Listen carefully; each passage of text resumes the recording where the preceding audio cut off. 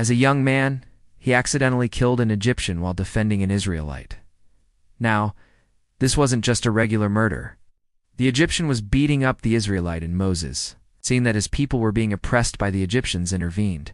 He then took the dead body of the Egyptian and hid it in the sand. Now, word got back to Pharaoh that an Egyptian had been killed, and he was very angry. So he summoned Moses and gave him an ultimatum. Either you leave Egypt or Pharaoh will have you put to death. So Moses did what any reasonable person would do. He fled to the land of Midian, where his father-in-law was a prophet named Shu'ayb. Now, when Moses arrived in Midian, he lived there for several years. He married the daughter of prophet Shu'ayb, whose name was Safura, and he worked as a shepherd. It was during this time that God spoke to Moses through a burning bush and commissioned him to go back to Egypt and free the Israelites from slavery. But Moses was hesitant to go back. He told God that he wasn't eloquent and that he couldn't speak well.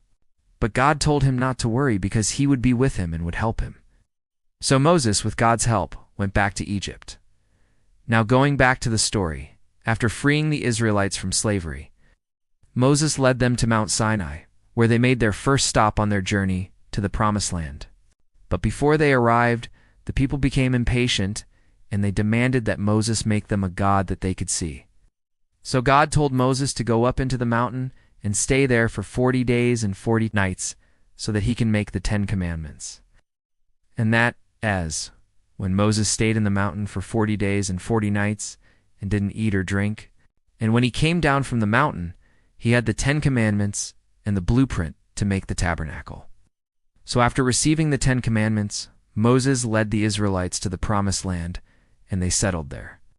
And that's how Moses went from being a reluctant leader to becoming the greatest prophet of all time.